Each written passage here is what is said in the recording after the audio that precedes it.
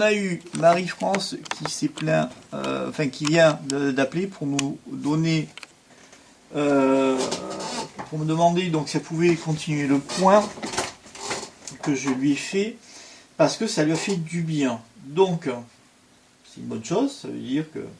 Alors, cette personne, elle est venue, parce qu'il y a assez longtemps, enfin il y a quelques mois on va dire, hein, on lui a volé son portefeuille.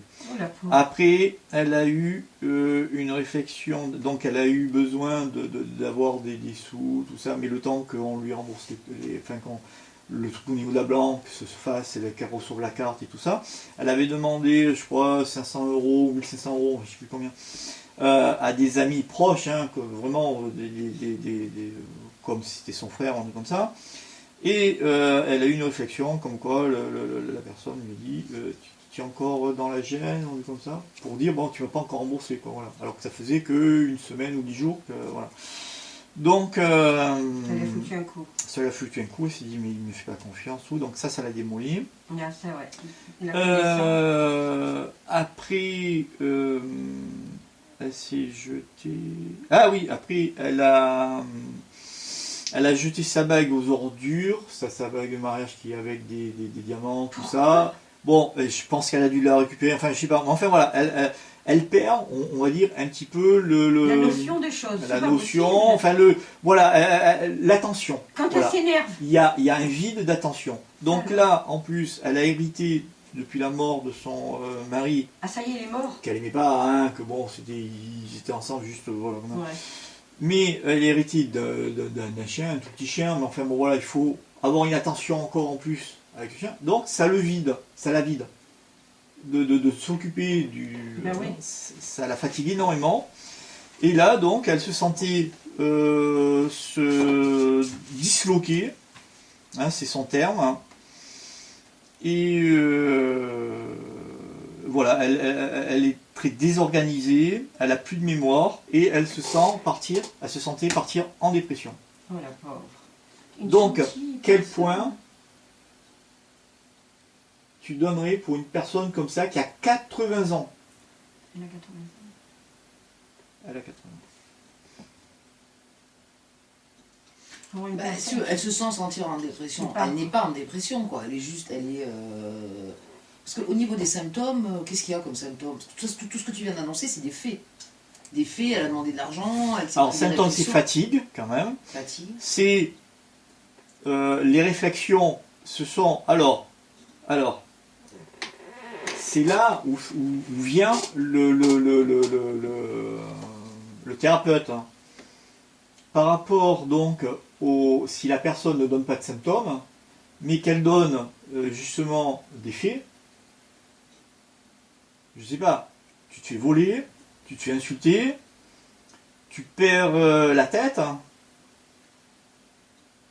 Ça tu dois t'apercevoir qu'est-ce que c'est comme trouble. Qu'est-ce que ça atteint? Quel est l'organe qui est touché là? Non?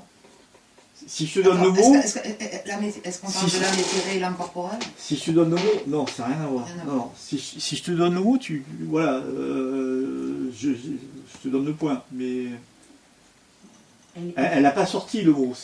Quand je vais vous le sortir, vous allez tout de suite... C'est une émotion. Ouais, c'est un choc émotionnel. Voilà. Moi, si tu veux, au départ, j'ai pensé à MC6. C'est un choc émotionnel. Il y avait deux chocs tu émotionnels. Tu reçois... Non seulement, bon, tu voles, bon, ça fait un choc, hein, mais après, le coup d'un ami, c'est-à-dire d'une personne très proche, qui fait style que, voilà, t'es là, ça tue. Alors, quand tu tues quelqu'un, c'est un choc. Et c'est vraiment un choc. Le vol, c'est un choc, mais c'est peut-être moins émotionnel. Alors que là, quand c'est quelqu'un de proche, c'est vraiment émotionnel. Il y a le côté émotif qui est vraiment touché. Donc, elle a reçu un choc. Donc, après, tout le reste, la fatigue, le truc, la dépression, bon, ça c'est... C'est lié, voilà. C'est une conséquence. Donc, la dépression, c'est quand même un symptôme. Voilà. Donc, quel est le point, d'après vous? Donc, toi, tu as dit MC6, choc émotionnel. Une œuvre de rein? Non plus. Ni l'un ni l'autre. Ni l'un ni l'autre. Et toi, tu as dit à gauche? Ouais. Est-ce que tu me dis Et que c'est toi, tu proche? dis Parce que tu le dis que c'est la Rhinos de quel famille, mais côté? Non, ça vient d'arriver, donc moi c'est à droite. À droite. Alors, moi j'avais dit MC6 à gauche, parce qu'effectivement c'est le choc émotionnel, et comme tu as dit que c'était vraiment des gens très proches, tu as dit même Ouais, la tout à famille, fait. quoi, tu Ouais, vois, donc c'est pour ça ouais, que je dis à ouais. gauche. Maintenant, si c'est pas MC6, je dirais TR5. TR5. Et à gauche ou à droite? Ben, si après, si c'est. Moi vu ce que tu nous as dit, moi j'aurais dit à gauche, mais après, ça dépend puis à la palpation, quel est le plus douloureux, quoi. Bon, C'est pas R9, c'est pas NC6, c'est Non. pas TR5. non. Bon, ça c'est un point qu'on a rarement vu, Ah, F4? non plus. C'est un point qu'on Du a, poumon. qu'on a vu récemment. Un point du poumon. On a vu récemment Voilà, on les a vus vers la fin, là, sur les bras, sur les torses ou sur le bras? sur le torse. Ah ouais, moi je sais pas. Je sais pas. Le F12, là, Le point, pas point mu? C'est pas un point mûr. Non, alors je sais pas.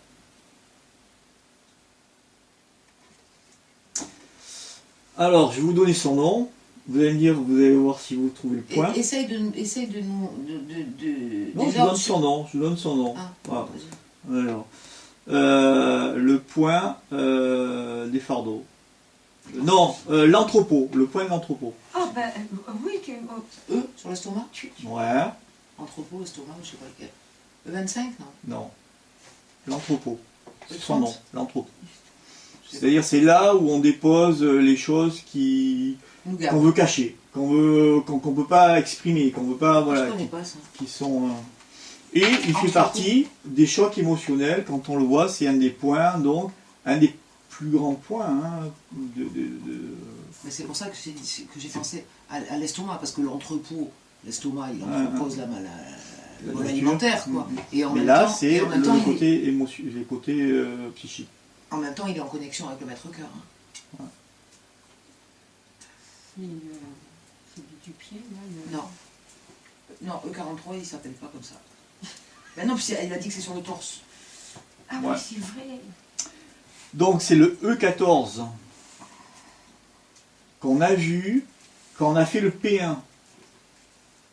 Ah tiens, j'ai une question après. Le E14 qu'on a vu après le P1. Quand on a travaillé le P1, sur certains patients, je vous avais dit qu'après j'avais travaillé aussi le 14. Et on a vu le 14 qui était juste en dessous du P1. Je me souviens pas. Mais un peu plus rapproché de la ligne médiane, hein, qui est juste à 4 counes. Au lieu de, parce que le P1 est à 6 counes de la ligne médiane, le E14 est à 4 counes. D'accord? Au niveau de la deuxième intercostale, alors que le P1 il est sur la première intercostale. Ah, d'accord. Ça l'a Là, c'est à voir, là. dégagé. C'est-à-dire Oui. cette personne qui a 80 ans, Qui qui commençait à être vraiment en dessous de tout et qui, je ne vais pas dire qu'il était presque un effet suicidaire, j'ai fait ce point pour des personnes suicidaires. Hein. Ça les a sortis. Voilà. Donc, c'est un très très grand point. Et ce qui est intéressant, c'est que là maintenant, quand on le fait avec l'électricité, on ne risque plus rien parce qu'il est vraiment sur le poumon. Punaise. Ça, c'est vrai. Donc, Et donc, il est en action vraiment avec le côté tristesse. Hein, c'est vrai que bien sûr, il fait partie du méridien de l'estomac. Et dans ce sens, je te rejoins quand tu dis que le Yang-Min est en relation avec le Juin. Hein, donc le Juin, c'est le mini du cœur. Voilà. Donc on va rejoindre, comme tu parlais du MC6, on va rejoindre ce côté-là, hein, le côté vraiment émotionnel, le cœur et tout ça.